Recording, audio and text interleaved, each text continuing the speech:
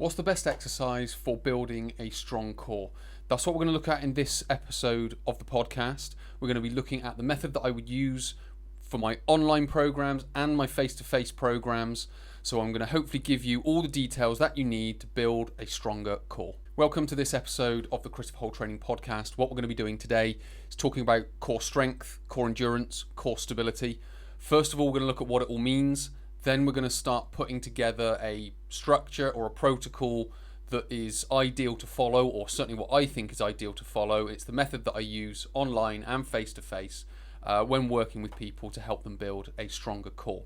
So what we will do straight away is get into part one, which is talking about definitions. So what is core strength, core endurance, and core stability? Well, we first of all need to take those three words, strength. So if we look at the definition of strength, it's the ability to apply a force in one repetition. Endurance is the ability to apply submaximal force over a number of repetitions whilst mitigating fatigue. So with those two, when it comes to core strength, it's just initially about being either to get into a position or to be able to hold that position for one repetition, depending on the exercise that you're doing. So that's your core strength. Your core endurance is then the ability to do that over time and do it not only over time, but also resisting or mitigating fatigue. So basically the ability to hold that position. So first of all, we've got to get into the position. We've got to be able to hold that position, and then we've got to be able to do it over time, which is where the strength and the endurance sort of overlap each other. When we then bring in core stability, what that also does is that starts to make exercises become, let's just say, more dynamic. And again, when we talk about the process and the method in the next few parts, you'll start to understand what all that means and what the dynamic nature of core exercises sort of begins as and then turns into later on. So core stability is the ability of the muscles to activate at the right time. Because our body is dynamic, because everyday movement, we change position, we change posture, the muscles have to adapt to that. And if they aren't timing at the right time, that's when you then start getting instability in the area. That's when you can start getting sort of jolting, jerking movements, and that's when additional stress can be put on the lower back, on the hips, on the upper back, wherever it may be, on the shoulder and things like that. So what we need to be able to do is basically turn that jolty, jerky movement into smooth and balanced movement. So when we start to get smooth and balanced movement, that's when we can start to understand that we've got core stability. So not only are there sort of those definitions for it, what we've also got now are some very visual and practical outcomes for when we're doing exercise. So for core strength, it's the ability to get into the position. For core endurance, it's the ability to stay in that position with good form, resisting fatigue. And then core stability, as exercises start becoming more dynamic, it's then sort of creating that to be smooth, controlled, well balanced, good postural control. So all of those things will lead into core strength, endurance, and stability. So what we'll start to do now is start looking at how we go about creating that. Now, as I mentioned in the introduction, I talked about sort of from an introductory or starter beginner level all the way to advanced. Now, one of the things I do find when I work with people that would describe themselves as advanced, they don't necessarily have the endurance and the stability to call themselves advanced, if that makes sense. So for a lot of people, even if they have been exercising a long time, it means going back and re-establishing the fundamentals.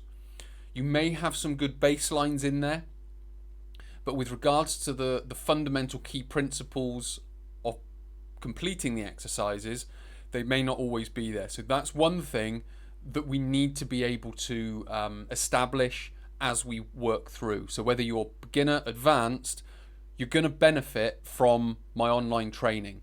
And as we work through this, you'll start to see how the online program develops and what it turns into, if that makes sense. Because all I've basically done with that is I've taken what I would do with someone in the gym, and to the best of the abilities, or my abilities, and the limitations of an online protocol or program or portal, is I've tried to turn that face-to-face process into an online process, so more people can access it, because I get contacted all the time for people that want help with various types of health and fitness goals, this being one of them. So I've put it online so more people can have access to it.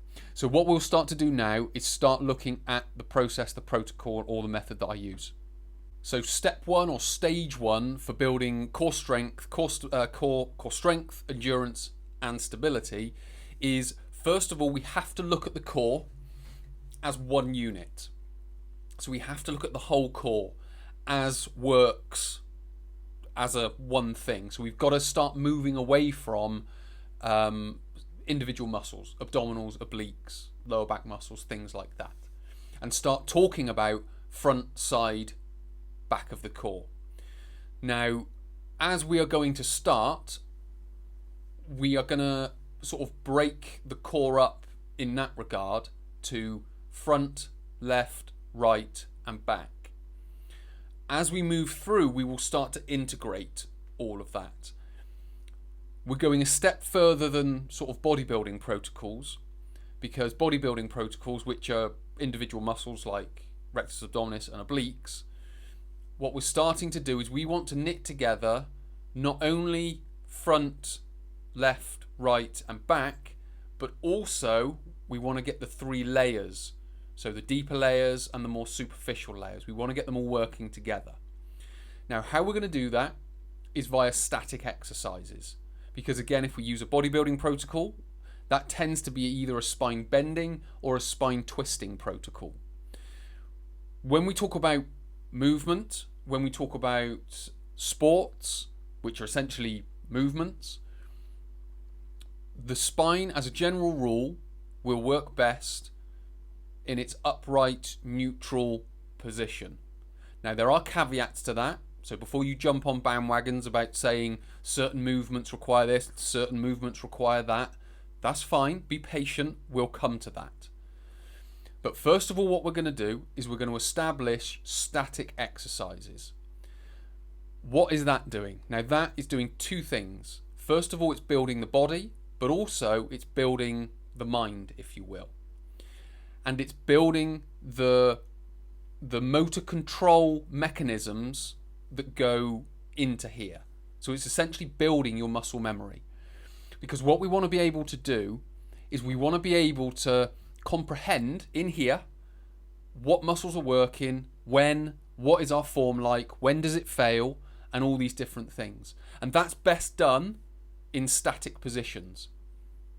The reason for that is because when we are doing complex exercises as a beginner, our brain can't comprehend the complexity and the vastness of the movement. So a very simple question I ask people when I start with beginners, I may get them to do a complex movement. And I'll simply ask them, where do you feel that working? And they'll go, oh, I don't know.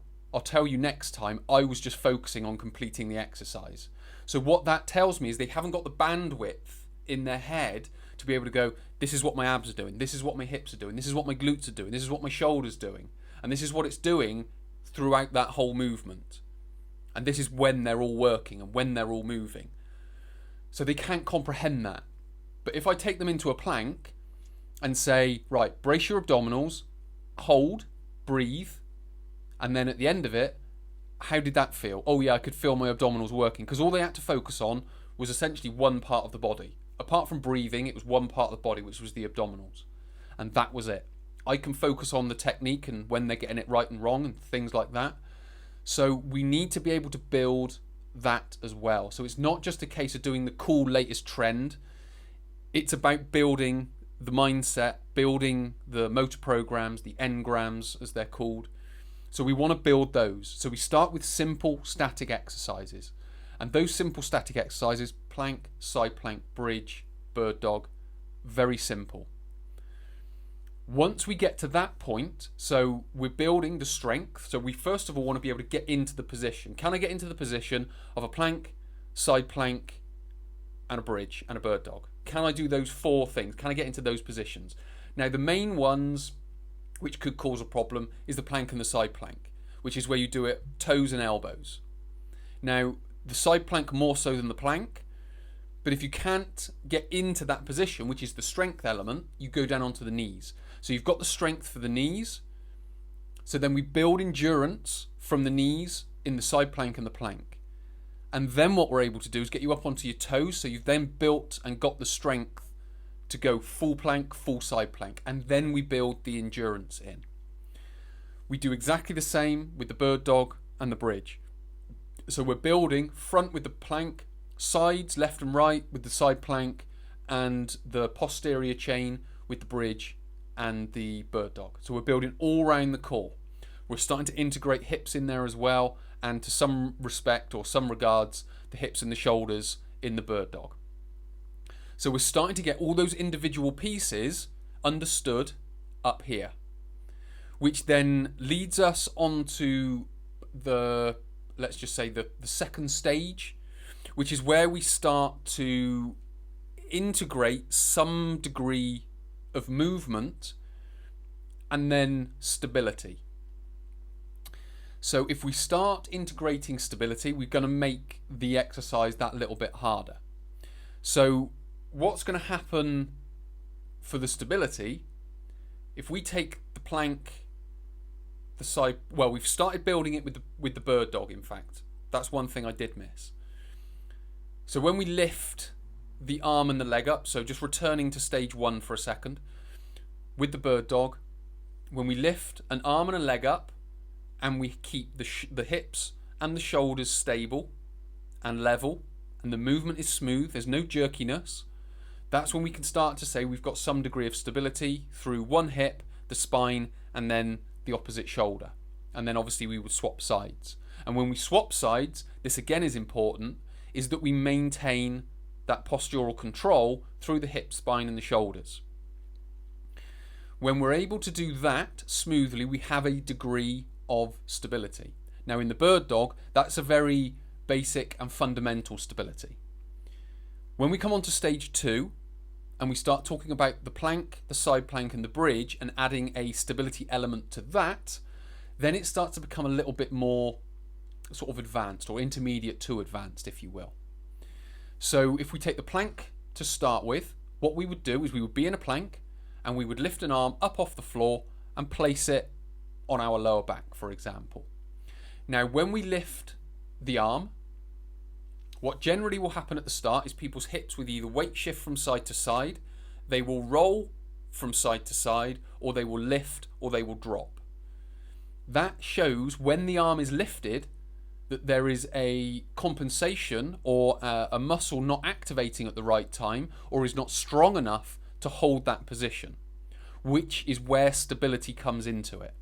So what we are practicing with that movement, albeit a very small movement, we are practicing stability. So when we lift the arm up, we want the hips and the shoulders to remain in the same position as when the shoulder was down. When the elbow was down. So we lift that up, we place it on the back, we maintain the position. What we then do is we then place the arm back, but again, what we don't do is we don't get lazy. We place the arm down very slowly and we maintain the hips, the spine, and the position of the shoulders. No weight shift, no rolling, no lifting or dropping of the hips. So essentially, if I just had a camera on your hips, spine, and shoulders, I shouldn't be able to tell when your arm was lifted and put down. What you would then do is swap the arm over and do the same again. So that's adding then stability into the plank. What we would then do with the side planks, we would lift a leg up. Again, it would be exactly the same. Slow lift, hips stay centered, no rolling, no weight shifting. Lift the foot up, place it down, put all the weight on that foot when you put it down, and then lift it back up. We would do a set of reps on one side, we would roll over and we would do the other side. Then we would do the same with the bridge. So we would start with just like a single leg bridge, for example. So we would just lift the foot up. Again, hips would stay centered. They wouldn't weight shift. They wouldn't drop. They wouldn't rise. They wouldn't roll. We put that leg down. We lift up the other leg. So we would just focus on maybe one lift and one lift. Then, like we did with the plank and the side plank, lifting the arm and lifting the leg, with the bridge we would do the same, and we would start to do like a marching type exercise. So we would lift one, put it down, lift the other, put it down, and we would do multiple reps of that. So we would start building all of that in. So again, what we're trying to do is, if I had a camera on your hips and torso, I wouldn't be able to tell when your arms are lifting or when your legs are lifting, depending on the exercise. So what we're now starting to do is build extra strength, extra endurance, and extra stability. So we're starting to add those small bits of movement in. What we would then do as another addition to that, and to make them more dynamic, we would then start to go from a plank position, lifting the arm up like we've just done, and then we would roll up into a side plank. We would then roll back down into a plank, put the arm down, lift the other one up. So what we're doing now, because we've got that rotation, we're taking, when we go into a plank, most of the tension is in the rectus abdominis or on the front of the torso. So there will be obliques involved. But when we roll up onto the side, into the side plank, it goes much more round into into obliques, into QL, and into the muscles on the sort of the downside, or the side facing the floor. So all the tension would go there. When we roll back to the center, it goes back into the anterior parts, and then we roll up to the other side and it goes to the other parts. So what we're starting to do is transfer the tension around the torso. So that's then building another layer of not only integration but stability, because we're maintaining position, postural control, balance, smoothness of movement as we perform more dynamic movements.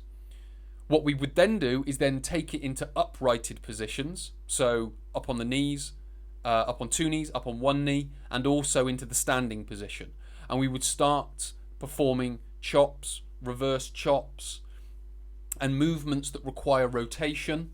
So we would start to build that in. But again, what we're doing is we're doing this in a slow and controlled manner to build that initial base of stability.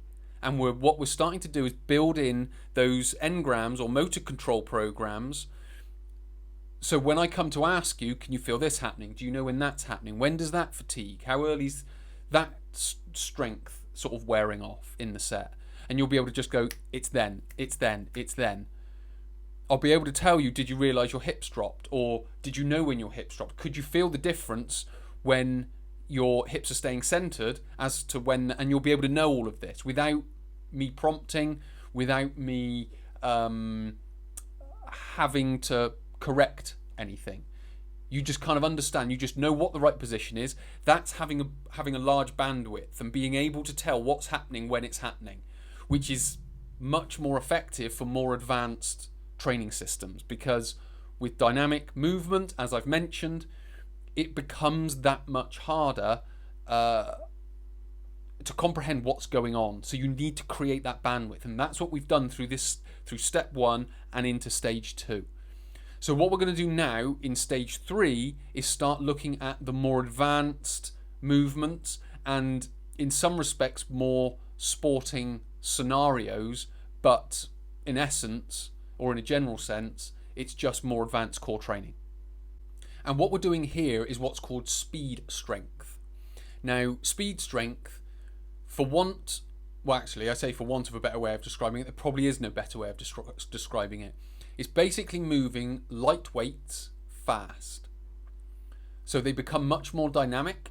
So we can do that in what's called the sagittal plane, so going forwards and back. We can do that in a transverse plane, which is rotation, and we can do it in a frontal plane, which is going side to side.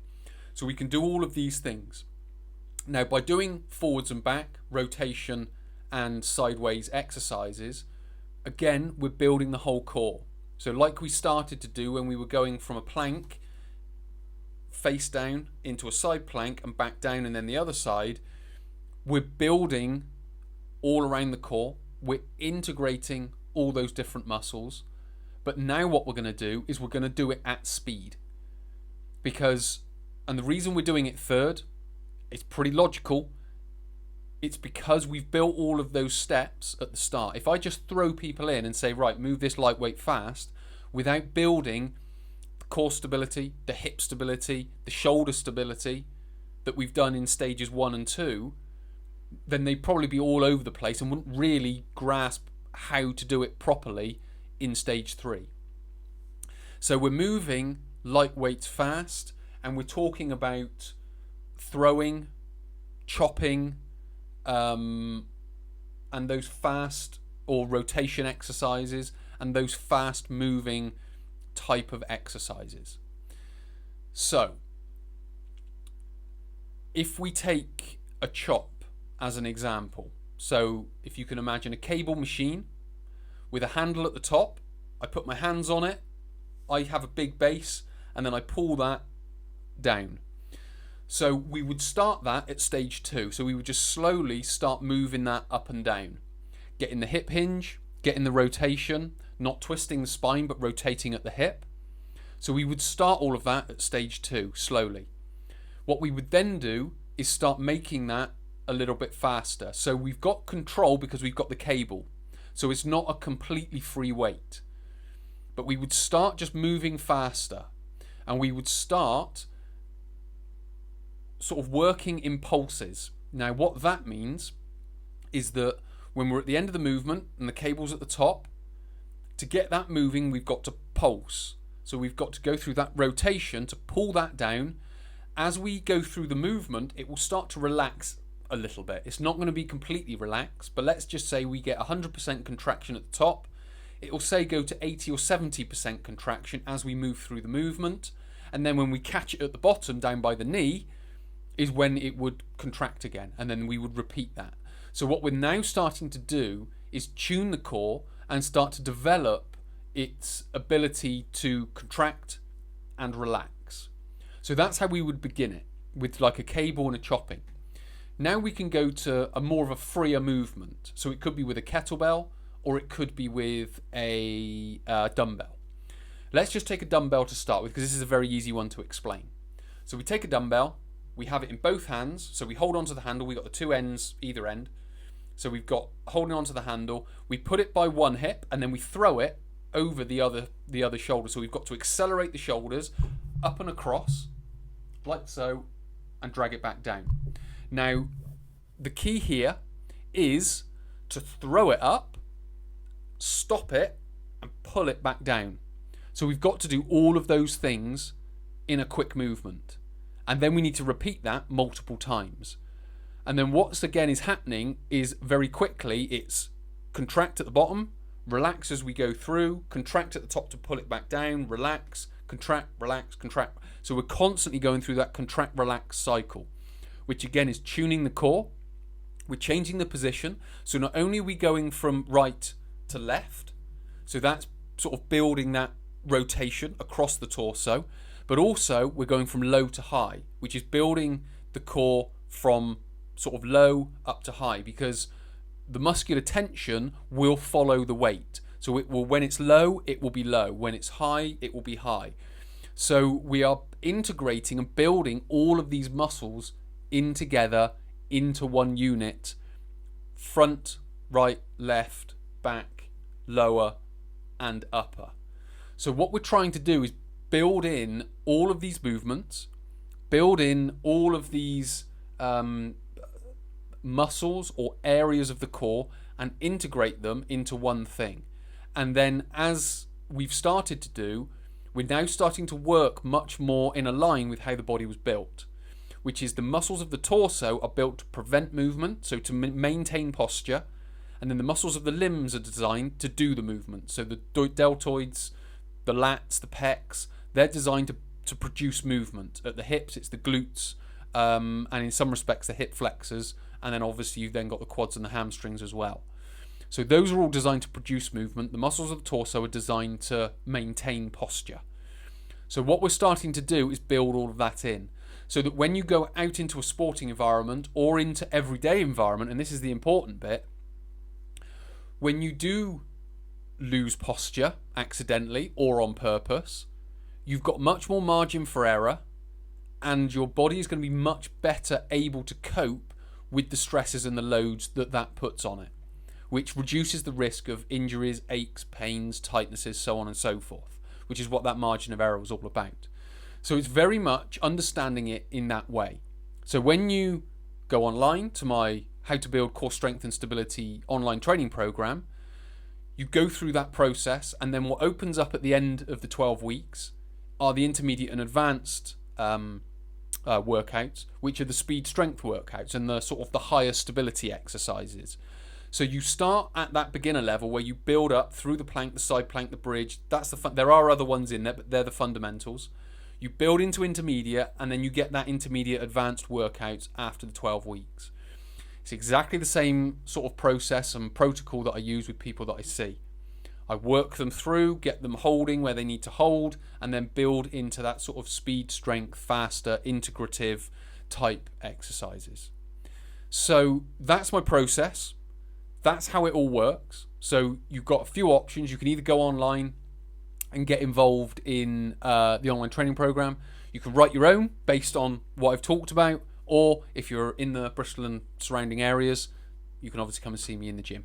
So many thanks for watching. Hopefully this podcast or this episode has been helpful. It's given you a bit more clarity of how to build core strength, endurance and stability. And it's also hopefully given you a bit of a process to follow that you can sort of work into your own training program. So many thanks for watching and listening. My name is Chris. I'll speak to you in the next episode.